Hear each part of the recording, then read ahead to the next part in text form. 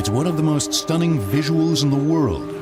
A convoy of great ocean-going ships passing through the Sinai Desert. For nearly 150 years, the Suez Canal has connected the Mediterranean with the Red Sea. It runs for 101 miles through the Isthmus of Suez in northeastern Egypt. It was originally dug out of the desert by hand. Today, the canal is wide enough to accommodate vessels 500 meters long, 70 meters wide, and 70 meters deep. There are no locks because the two seas are the same level. Ships of all shapes, sizes, and flags pass through the canal each year. Everything from a supertanker or aircraft carrier to the smallest pleasure craft. Since the day it was completed in 1869, the Suez Canal has been a vital link in world trade, providing a shortcut between Europe and Asia, eliminating the long journey around Africa. On the day it opened, the world became smaller. For centuries, Egypt has served as gatekeeper between two worlds, East and West. Egypt has always been a center for trade coming from the Far East, which would come to Egypt and then would be divided into the 5 trade routes going south to the Sudan, west to North Africa, north to Europe, the Ottoman Empire. And it's a distribution center, if you like. The most direct route from Europe to the Near and Far East was by ship through the Mediterranean, then overland through the Isthmus of Suez in northeastern Egypt. Passage through the desert was long and difficult. Once a caravan arrived at the Red Sea, goods and passengers were loaded back onto ships for the rest of the journey. Since ancient times, mankind sought to construct a water passage through Egypt. We know that some kind of a canal did exist in what is today the Suez Canal region as far back as the 19th century BC, during the time of the ancient Egyptians. In these ancient times, the Red Sea extended north to what today are known as the Bitter Lakes and Lake Timsah. The pharaoh Sesostris I ordered the construction of a canal to connect these Suez lakes with the Nile River. Sesostris and the pharaohs after him managed to create a waterway between the Red Sea and the Mediterranean, just wide enough to accommodate the boats of that era. Egypt had possessions all the way down south in Africa. Egypt, the Egyptian kingdom, the ancient Egyptian kingdom. And in a sense, if that canal existed, it existed mainly for the purposes of Egyptian trade as opposed to international trade. The Canal of the Pharaohs became a well-traveled route and lasted 1,200 years until 664 BC. By then, desert winds had piled sand between the Bitter Lakes and the Red Sea, cutting off the route. In 609 BC, the pharaoh Necho tried to excavate a new channel, but more than 100,000 workers were said to have died in the attempt, most likely from starvation and exposure to the blistering desert heat. A century later, Darius, king of Persia, began working to uncover the lower portion of the canal. The job was completed 2 centuries later, when Ptolemy II completed a canal that ran all the way from the Mediterranean to the Red Sea. And in a sense, the extension from the Red Sea to the site of what is today Port Said is the Ptolemaic Canal. That canal itself corresponds, if you will, to the current Suez Canal. During the Roman occupation of Egypt from 30 BC to 14 AD, the Canal of the Pharaohs was maintained and improved.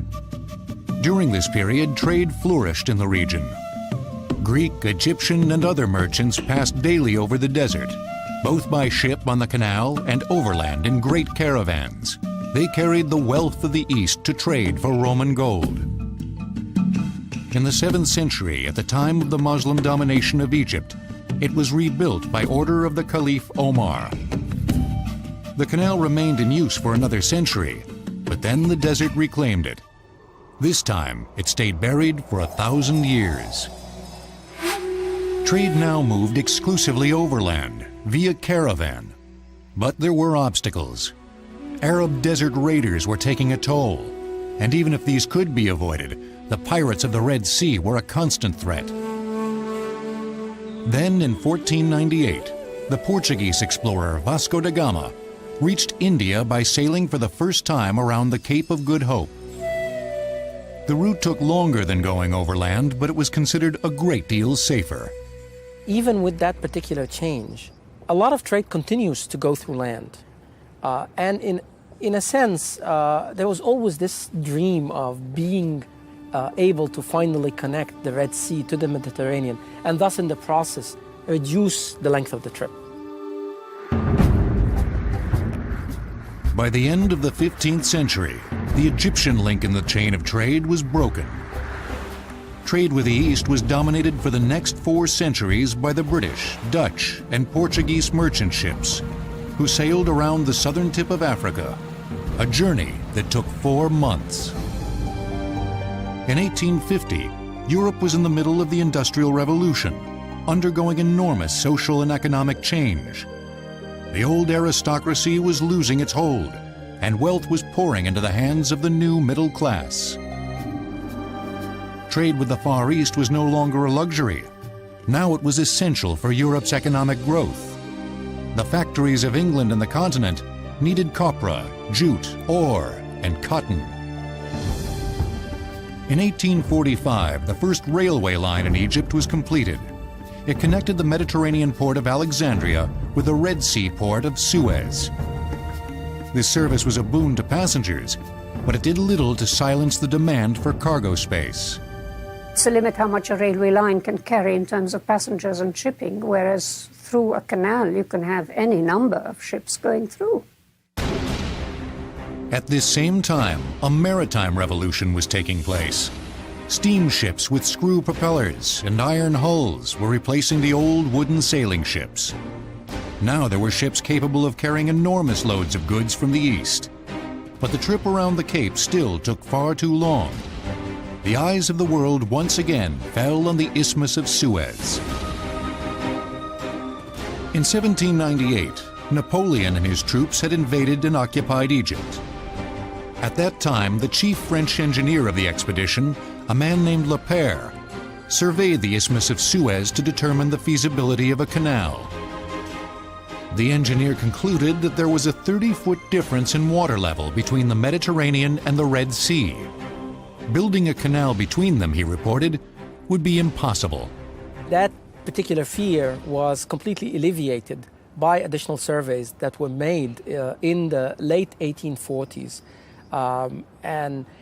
In a sense, even though the surveys proved that what you're dealing with is the same water level, it was not until the actual opening of the canal in 1869, almost 20 years later, that everybody's fears were now proven to be wrong.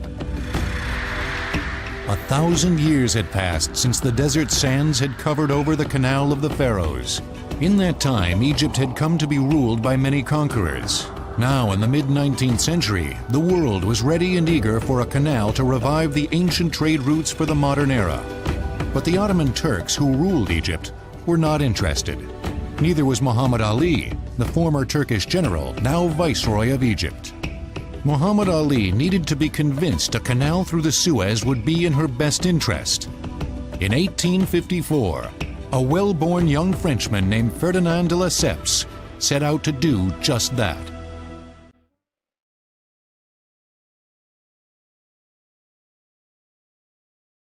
Throughout his rule in the early part of the 19th century, Muhammad Ali had been urged by his European advisors to authorize a canal through the Isthmus of Suez. But the Egyptian leader offered a deaf ear. Ferdinand de Lesseps, a young French diplomat and engineer, was acquainted with Muhammad Ali and his family. De Lesseps had read the account of Napoleon's expeditions in Egypt in 1798 and believed strongly that a canal could and should be built. He also knew that if he wished to remain in the Viceroy's good graces, he would do well not to mention the subject. Instead, the young consul developed a relationship with Prince Mohammed Said, the Viceroy's son. The prince had a weight problem which displeased his father. Le fils The son tended to be obese, avait tendance à l'obésité. so his father, Muhammad Ali, Alors, who was very strict, had to put him on a diet. d'une sévérité. So he would come over to my grandfather's house in order to have decent meals. Moreover, the viceroy wanted him to learn fencing, horse riding, swimming, all the sports that my grandfather was so good at. And the rumor is that de Lesseps was the only place where the poor corpulent Said could get a plate of spaghetti. True or not, it makes for a good story. And so a friendship broke out between the two. And when Said became ruler, de Lesseps hurried from France and said, "I will make your name famous in the world." He did. It was during this reunion with his old friend Said in 1854 that de Lesseps began to make his case for building a canal in the Suez.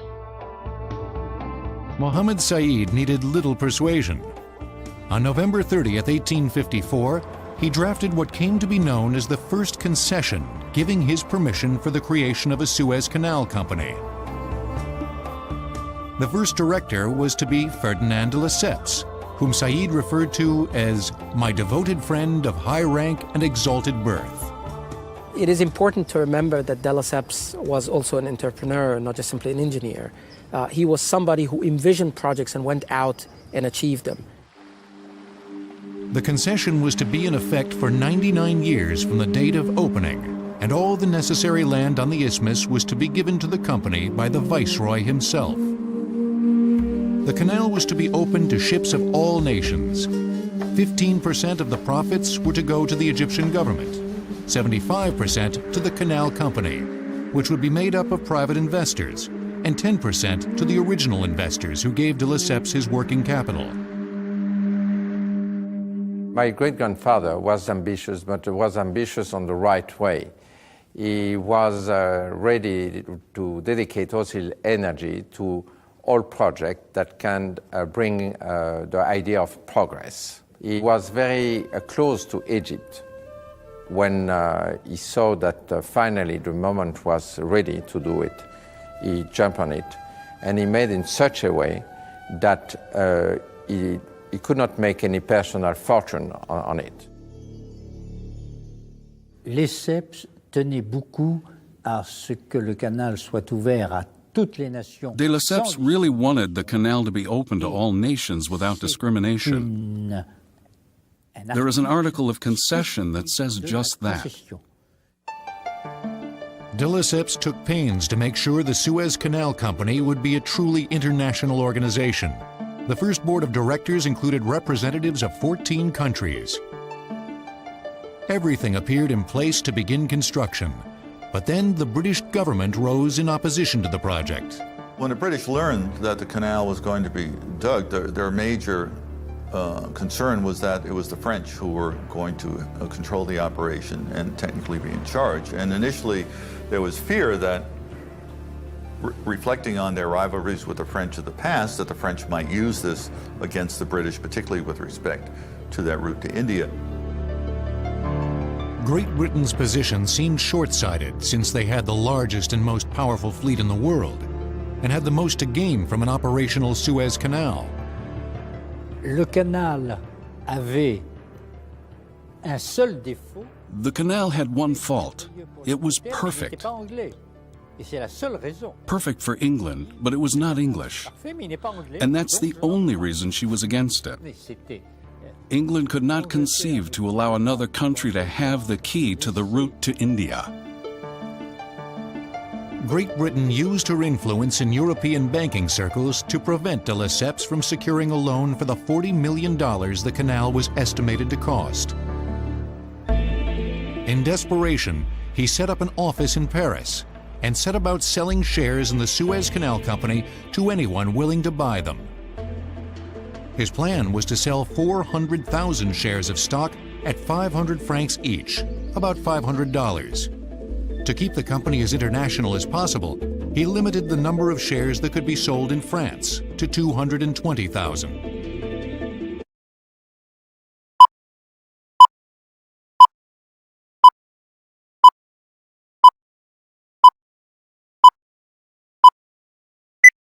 The stock sold well. The purchases were mainly from the middle class, thousands of them, who bought on average about 9 shares each.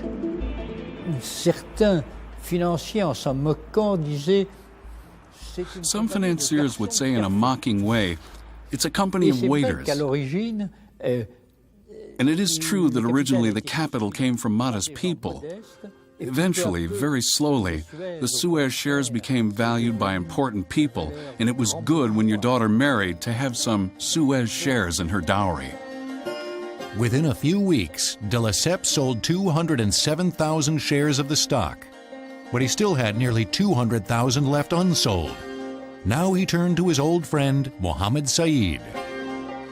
The Egyptian ruler agreed to buy 92,000 of the remaining shares, but when the rest of the shares couldn't be sold, de Lesseps took it on his own to announce that Said had agreed to purchase those too. De Lesseps was a very, very clever entrepreneur. He was also a bit of a crook, which comes through very clearly when he declares that the ruler of Egypt had bought all the unsold shares, which the ruler of Egypt hadn't bought because he didn't have the money to buy them. He simply declared that Said would buy all the unsold shares. And when Said said, hold it, I never said I would buy them. He said, would you have me appear a liar in the eyes of the world? And Said, being gullible and credulous, went along with it and had to borrow 10 million pounds to pay for these shares. Said now owned nearly half interest in the canal, but to pay for his shares he had to borrow money from the same European bankers who had refused to finance the canal. Only this time, they were happy to oblige him at usurious interest rates. Everybody wanted to buy into the loan because you could borrow money in Europe at 3 and 4% and then invest it in Egypt and get 12 to 30% return on your money. When the money was finally in hand, the project could begin, but the financial outlook appeared bleak for Egypt. Said had recklessly committed, or been pressured into committing, funds he didn't have. Construction of the Suez Canal and the financial disintegration of Egypt began at almost the same moment.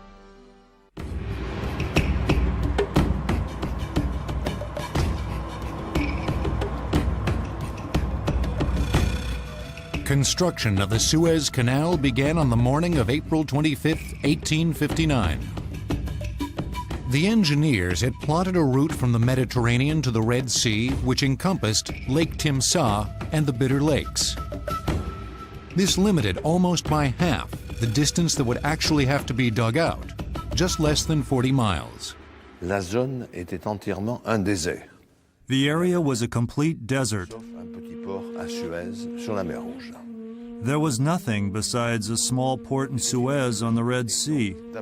Challenges were huge. First of all, to bring manpower to work, then to feed them and shelter them. 90% of the work was just digging in the sand. There were very few rocky zones. They had to build the Said port, dig the canal, and also establish the cities of Ismailia and Suez. There were no materials to move huge quantities of sand as we could imagine today. Mohammed Said provided the workforce of 60,000 Egyptian peasants, as per the terms of his second concession to de Lesseps. 20,000 men at a time worked in 6-month shifts. This unwilling workforce was called corvée labor. Usually corvée is done on your own region, but they were now removed from the region, taken to the Suez Canal, and forced to fend for themselves. And since their families couldn't be supported, they followed as well, so it uprooted the whole population. Whether the Egyptians were paid for their labor or even given tools to dig with remains a topic of debate to this day. At least 25,000 Egyptians died digging the canal because de Lesseps neither supplied them with housing, with food, nor even with tools. They had to dig with whatever tools were available. And you have pictures of them digging, some of them with their bare hands. It was quite horrendous. They were paid correctly, but they didn't have the chance to say that they have another job to do. They had to do it like a military service. You know, it was an obligation. Digging it with their bare hands relates to the unbelievable oppressive conditions under which the laborers, mostly Egyptians, they were expected to work about 18 hours a day, and many of them worked for 4, 5, and 6 years before they were finally returned back to their village. Mohammed Said, in addition to donating the labor and the land through which the canal would run, had promised to supply fresh water to the workers. For this, he ordered a separate workforce to dig a fresh water canal from the Nile, 50 miles away. During the 5 years it took to build the freshwater canal, water was carried overland to the workers by camels. The construction plan for the main canal was to dig out a narrow service ditch all the way from the Mediterranean to the Gulf of Suez. This service ditch, never more than 20 feet wide and 6 feet deep, would then be widened and dredged out to form the Suez Canal. The workforce was split in two, with one team pushing south from Port Said and the other pushing north from Suez. The Egyptians dug through the desert, following the route of the pharaohs, the same path dug out by their ancestors, with the same tools, shovels, baskets, and bare hands.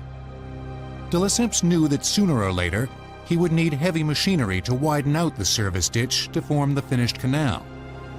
But after 3 years of digging, he still had no idea where this equipment would come from or who would pay for it. Still, he pressed on, believing that the farther the project progressed, the more likely it was to attract new financing. The future would have to take care of itself. While the digging continued, a harbor was being built at Port Said. 2 stone breakwaters were formed reaching out into the Mediterranean. 30,000 huge stones, each weighing more than 20 tons, were lowered into the sea. In 1863, 9 years after he granted the Suez Canal concession to his friend Ferdinand de Lesseps, Mohammed Said died. He was succeeded as viceroy by his nephew Ismail, who was soon faced with a new crisis. Slavery was a topic very much in the news. The United States was at that moment fighting a civil war over the issue, and world opinion was very much with the abolitionist North. Great Britain seized the opportunity and accused Egypt of using slave labor to build the canal. The British, to be sure to unbalance the company, made an international campaign against the corvée. So finally, the corvée has been abolished everywhere in Egypt, including the Suez Canal worksite. In the spring of 1864, Ismail reluctantly sent his workforce home. But this move only compounded his troubles. Egypt's contract with de Lesseps and the Canal Company required Ismail to supply the labor. If he couldn't supply corvée labor, he would have to provide the cash to hire paid workers or buy dredging machines. But he had no cash. Now, like his uncle before him, he was forced to borrow more money from European bankers at high interest rates. De Lesseps used the money to buy new dredging equipment from France. No precedent for the dredges existed, since the world had never seen an engineering problem like this before. The machines were steam-powered and set up on barges in the canal. From wooden towers, an endless chain of buckets scooped mud from the canal bottom. Long chutes deposited the mud on the banks of the canal or onto other barges that carried it out to sea. The dredges followed the path of the service ditch, widening it out. Dredging was so much faster and cheaper than dry excavation that the terrain was artificially flooded and dredged whenever possible. These dredges were capable of digging out the canal at an astounding rate of 6 million cubic feet a month. Progress on the canal quickened dramatically. Early fears that the canal, once dug, would immediately fill back up with drifting sand proved unfounded. The mud from the bottom of the canal made good cement for the banks, baked rock hard by the sun. La coupe une coupe du canal. The shape of the canal is a trapezoid. Ensuite, des endroits You have the banks, then flat places, jusqu'à la profondeur. then it angles to the bottom, and the bottom is flat. By 1869, after 10 years of digging, the canal was large enough to accommodate ocean-going vessels. On the day it opened, the Suez Canal was 26 feet deep, with a minimum bottom width of 72 feet and a surface width of some 175 feet. During the last year of construction, new harbors and towns were completed at Port Said and Ismailia. The freshwater canal extended the length of the waterway. On August 15, 1869, the Red Sea flowed along the channel from Suez and poured into the Bitter Lakes, blending with water from the Mediterranean. The opening of the Suez Canal in 1869 was an event of great proportions. International guests were invited from all over the world to attend the ceremony itself. The celebration lasted for days. Ismail paid for the lavish festivities with borrowed funds. He spent 15 million pounds, which at that time was a great deal of money, built the Cairo Opera House. Verdi wrote Aida, which wasn't ready in time for the opening of the canal, but was later on. On November 17, 1869, a royal yacht carrying the Empress Eugénie of France, Ferdinand de Lesseps, and other dignitaries steamed into the completed Suez Canal. The world had its waterway, but for Egypt, the price tag would be higher than she ever could have imagined. The Suez Canal's opening in 1869 was well-timed, in that it coincided with the world manufacturing boom accompanying the Industrial Revolution. There were suddenly more products for sale than at any previous time in history. Shipments of products between East and West that once took months to go around the Cape of Good Hope were now reaching their destinations in short weeks. As transportation costs lessened, prices dropped. A new emerging middle class, flush with their factory wages, found they could now afford what once had been out of reach. It facilitated trade and commerce enormously. It allowed a number of European investors to make enormous quantities of money. It allowed for the smooth sailing to India so that England could send its armies to India much easier than before, and the French to Indochina. The name Ferdinand de Lesseps was being spoken all over the world. His canal was hailed as a technological triumph, and just as he had predicted, it was benefiting all nations, all except Egypt. Que le canal de Suez ait beaucoup apporté à l'Égypte. I'm not sure that the Suez Canal brought a lot to Egypt itself. Ships would pass through, maybe pick up coal at Port Said, but they would not bring important resources to Egypt. I do not think very honestly that the canal brought economic prosperity to Egypt. By 1875, Egypt was facing bankruptcy, and no financier in Europe would loan her any more money.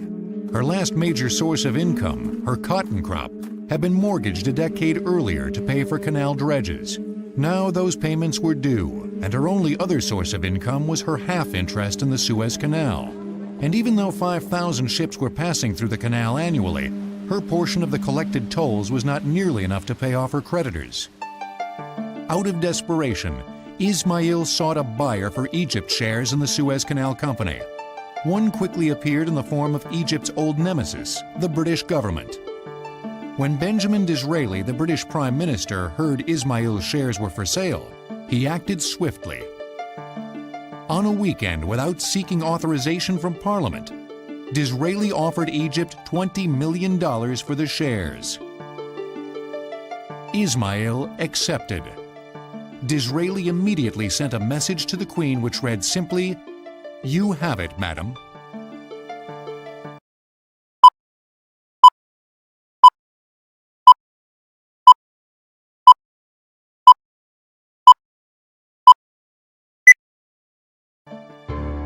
England, the nation who had done everything she could to prevent the Suez Canal from being built, now owned half of it. Egypt, whose people had labored for years to dig out the canal, whose commitment to the project had plunged her into bankruptcy, no longer owned any part of the venture. This transaction also marked the beginning of the end for Ismail, who was deposed a short time afterward. Within 15 years, the shares Disraeli bought would be worth 7 times what he paid for them. Great Britain's purchase of the canal shares gave her a foot in the door into Egypt's internal affairs. Only a few years later, she would barge her way through. In 1882, nationalist Egyptians revolted against Khedive Tawfiq, Ismail's successor. The rebel leaders wanted freedom from the outside governments which had controlled Egypt for centuries. Seeking to protect their investment, the British invaded. The rebellion was quickly put down, but the British stayed. The British colonized Egypt because of the canal. They used the excuse that there was a nationalist movement in Egypt. The real reason is they were afraid the canal would be blocked. The British occupied Egypt for the next 75 years. The Suez Canal would prove to be a great strategic asset to Great Britain in both world wars. The British have a superb navy. They don't have manpower. They need manpower from their colonies to fight wars. And the manpower comes through the Suez Canal because it comes from Australia, New Zealand. They also had all the Indians and Burmese in their army. You couldn't do it without the Suez Canal. Now, in theory, the canal is an open international waterway. In both wars, it was closed to the other side. But without the canal, nothing would have reached England. It wouldn't have been able to fight a war. The first half of the 20th century had seen the Egyptian population double. With few natural resources to draw from, the standard of living declined.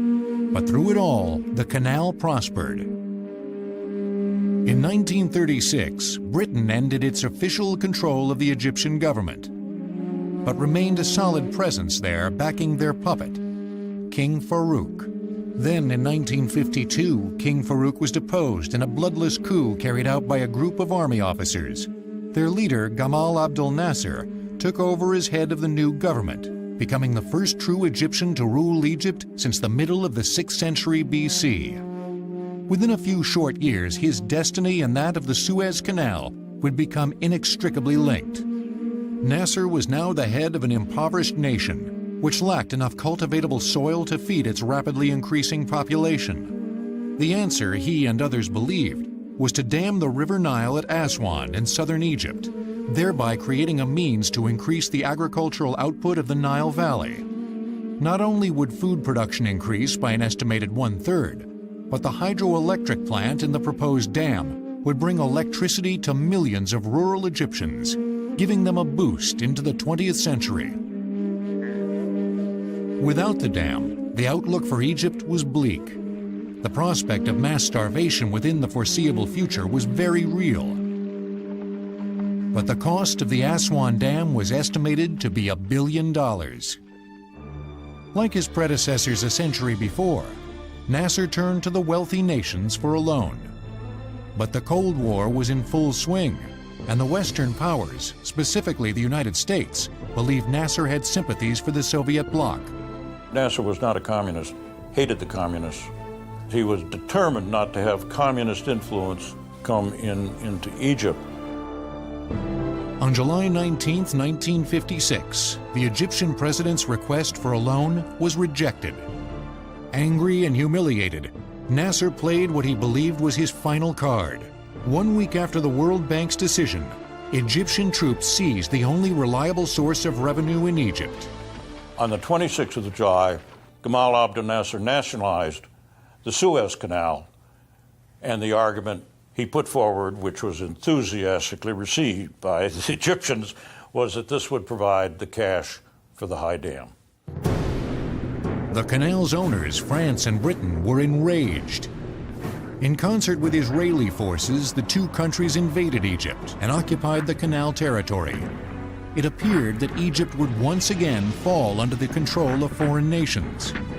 But then, a pair of unlikely champions emerged in her behalf. The Americans and the Soviets felt that it was inappropriate for the British and the French to occupy the Suez Canal region without complete and full consultation with them. Of course, we have to remember that this was the British Empire, this was still the French Empire. Both countries were operating from an imperial regime mentality. Egypt's triumph in nationalizing the Suez Canal was, in a sense, the moment that ended the reign of Britain over the world as a British Empire. Pressured by the United States and the Soviet Union, the United Nations ordered Britain and France to withdraw from the Canal Zone. Israel was ordered to leave the Sinai Peninsula. The withdrawal was humiliating for these countries, as was the United Nations' subsequent pronouncement that the canal belonged to Egypt. To some observers, the conflict surrounding the canal seizure in 1956 seemed pointless, since the original 99-year lease granted by Mohammed Said to Ferdinand de Lesseps was set to expire in 1968. At that time, ownership of the canal would have reverted to Egypt anyway. More than a century had passed since Ferdinand de Lesseps began his campaign to build the Suez Canal. The statue erected in his honor at the entrance to the canal in Port Said had, to many Egyptians, become a symbol of Egypt's long and bitter history of subjugation to foreign powers. A few months after Egypt seized the canal, nationalist Egyptians used dynamite to knock the statue off its pedestal. It had taken a century, but now, for the first time, Egypt owned it all, turning it into a watery no-man's land.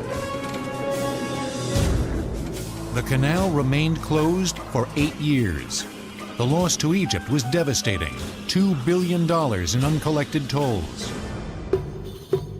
When the canal opened in 1869, the cross-section of the waterway measured 300 square meters. Over the next 80 years, it was enlarged 7 times.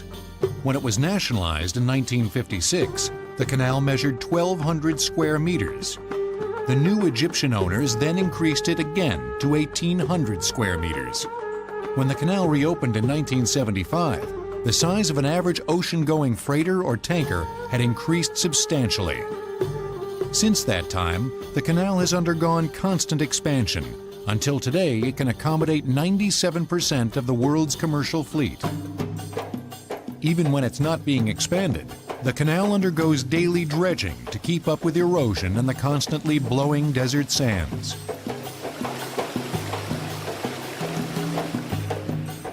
Fewer ships travel through the canal today than did 30 years ago, because today's ships carry much larger cargoes. When he was planning the Suez Canal, Ferdinand de Lesseps envisioned a truly international enterprise, open to ships of all flags. Since the canal's reopening in 1975, it has remained true to that vision.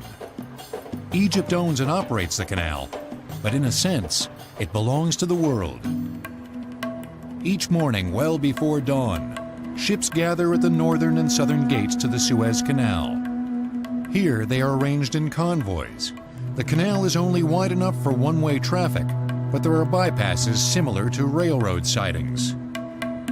We have 5 bypasses along the canal where we can allow bypassing in the bypass. And for that reason, we are making synchronization of the entrance of the convoy from the north and from the south so that the meeting can occur in the bypass. We have 2 convoys from the north and 1 convoy from the south. Each ship is assigned English-speaking Egyptian pilots for the 15-hour passage. They are guided through the canal by 4 pilots. 1 take it from the sea, from the waiting area to the entrance of the canal, is called the road pilot. And then another pilot, it's called canal pilot, take it from one entrance of the canal to the middle of the canal here in Ismailia. Exchange the pilot, take it another pilot to the other entrance, and then a road pilot take it to the sea. Each vessel passing through the canal is monitored from this control station at the Suez Canal headquarters in Ismailia. Downstairs from the control room is the Canal Pilot Training Center and Wheelhouse Simulator. Steady course 350, sir. Steady. Steady 350. Each canal pilot takes a refresher course in the simulator 3 times a year. This simulator is designed to meet all demands of the navigator officers and pilots for training in radar plotting, collision avoidance, maneuvering, navigation, and updating their skills. In 1869, the year the Suez Canal opened, its original architect, Ferdinand de Lesseps, married for the second time. He was by then 64 years old. He and his young wife proceeded to have 11 children. 10 years later, at the age of 74, he began work on a project to build a canal in Panama, but found he no longer had the stamina. Others completed what he began. He died in 1894 at the age of 89. The Suez Canal today has turned out to be just what de Lesseps had hoped for, a path of trade and communication open to all. It is unfortunate that, in spite of his vision and efforts, his name became synonymous in the Egyptian psyche with centuries of colonial rule and the image of outsiders exploiting a poor country and her few natural resources. But the fact remains that de Lesseps, despite his sometimes questionable methods, was the visionary and prime mover of the Suez Canal excavation. Without his energy and determination, the project might not have been attempted for decades, or at all. Le canal de Suez reste aujourd'hui même. The Suez Canal remains today an amazing enterprise because it brings men together. It was a generous enterprise. De Lesseps was bankrupt. He did not keep any money. He was poor at the end of his life. He was not materialistic. I think the great thing of the Suez Canal is precisely that it is a tie between men. The bronze statue of Ferdinand de Lesseps no longer stands at the Port Said entrance to the canal, but it was never destroyed. It's tucked away on a service inlet just across the harbor, as if waiting for the tide of opinion to turn, so it might one day reclaim its spot on the pedestal, overlooking this gift to the world.